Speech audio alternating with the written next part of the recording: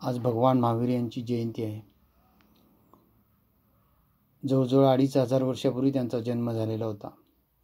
प्रचंड खडतर तपश्चर्या करून त्यांनी ज्ञानाची प्राप्ती केलेली होती आणि सगळ्या जगालाच त्यांनी आपल्या या ज्ञानानं एक अतिशय मौल्यवान मंत्र जवळजवळ 2500 वर्षापूर्वी दिलेला होता.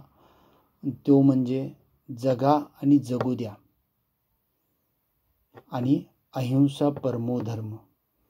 हे दोन मंत्र आजही आजच्या क्षणाला सुद्धा तितकेच महत्त्वाचे आहेत जे 2500 वर्षापूर्वी त्यांनी सांगितलेलं होतं.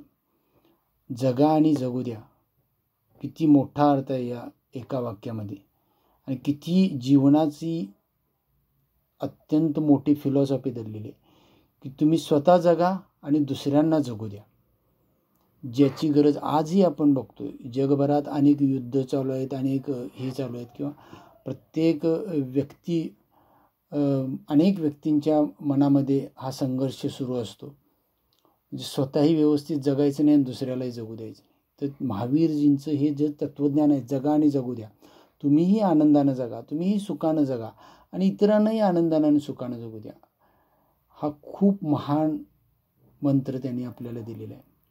आणि दुसरी गोष्ट अहिंसा परमो धर्म. म्हणजे हिंसेनं कुठली गोष्ट प्राप्त करण्याऐवजी तुम्ही अहिंसेच्या मार्गानं ती प्राप्त करा.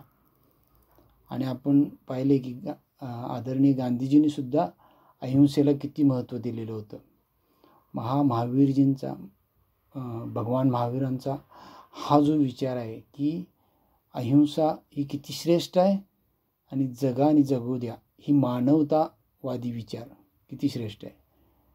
त्यामुळं मला खरोखर या दोन विचारांबद्दल त्यांच्याबद्दल खूप मनातून असं म्हणजे हे वाटतं की इतक्या वर्षापूर्वी भगवानाने आपल्याला इतके छान विचार दिलेले होतं आणि आपण ते पाळण्याचा प्रयत्न करूया. जय जिनेंद्र.